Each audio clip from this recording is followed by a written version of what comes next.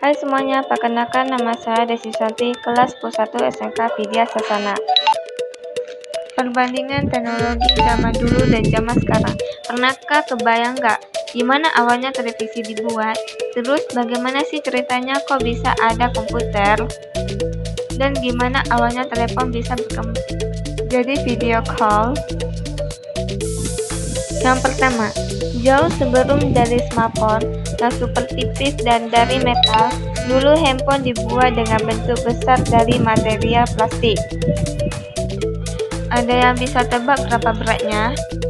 Yang kedua, konsep awal video call. Kebayangkan ribetnya kalau mau video call pas lagi di perjalanan atau lagi di mall. Yang ketiga, dari yang awalnya televisi itu tebal dengan layar kecil, sekarang sudah ada yang layarnya lebar dan berdimensi.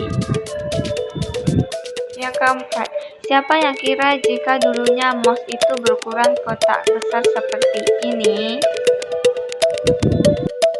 Yang kelima, jika bakal action cam, enggak kebayangkan gimana ribetnya kalau teknologi nggak mampu mengubah ukuran kamera digital jadi sekecil sekarang. Yang keenam, percaya nggak kalau dulunya komputer itu adalah seisi ruangan? Sekarang aja jadi bisa dibawa kemana-mana setelah adanya laptop yang canggih. Yang ketujuh, printer yang awalnya hanya untuk mencetak tinta, sekarang bisa cetak lilin. Printer 3D memang teknologi canggih yang tak terbantahkan. Yang kedelapan, setrika. Kesembilan, sepeda. Kita kembali memperingati Hari Teknologi Nasional ke-23 dengan tekad meningkatkan penguasaan iptek dan mendorong terjadinya inovasi di era industri. Di tengah sepinya pemberitaan mengenai peringatan Hari Teknologi Nasional pada 10 Agustus lalu, pernyataan Menteri Riset, Teknologi, dan Pendidikan Tinggi Muhammad Nasir mengingatkan tentang pentingnya memiliki kebijakan nasional tentang penguasaan ilmu pengetahuan, teknologi, dan inovasi. Kita selalu diingatkan sejak tahun 1970-an tentang pentingnya peran riset serta penguasaan iptek bagi keberlanjutan suatu bangsa dan pertumbuhan ekonomi berkualitas. Kekayaan tanah air serta letak geografis Indonesia di garis khatulistiwa sering disebut sebagai anugerah tak ternilai. Terbukti segala kekayaan alam tidak cukup untuk membawa Indonesia menjadi bagian kelompok negara maju. Kita masih negara berpendapatan menengah, bahkan jika terus bergantung pada komoditas dan kekayaan alam tanpa mengembangkan iptek dan riset, tentu mendapat nilai tambah. Indonesia berpotensi terperangkap menjadi negara berpenghasilan menengah.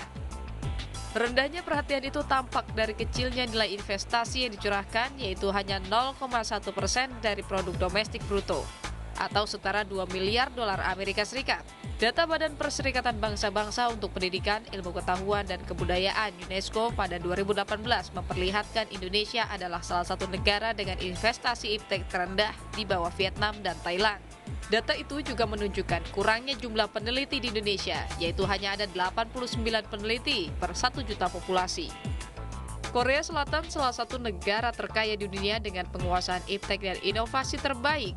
Tetapi pada tahun 1970-an keadaan ekonominya mirip Indonesia, mengalokasikan 4,3% PDB atau sekitar 73 miliar dolar Amerika Serikat guna pengembangan iptek, sekitar 78% dari dana itu datang dari dunia bisnis.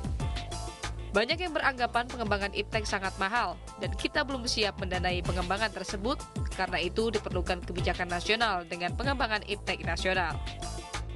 Seyogianya kita memiliki pedoman kebijakan riset dan pengembangan iptek dalam bentuk undang-undang untuk memperkuat Perpres Nomor 38 2018 tentang Rencana Induk Riset Nasional yang menjadi peta jalan riset hingga tahun 2045. Kebijakan nasional pengembangan iptek tersebut harus memuat tegas bahwa pengembangan iptek disesuaikan dengan sumber daya alam, manusia, dan modal keuangan nasional.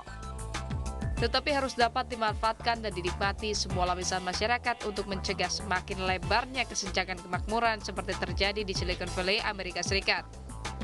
Karena itu, kita memerlukan peran pemerintah dalam menciptakan iklim yang akan mendorong bisnis mengembangkan iptek, riset, dan inovasi. Tetapi secara bersamaan juga menyediakan dana pemerintah bagi pengembangan iptek yang dapat dijangkau dan dimanfaatkan rakyat kebanyakan.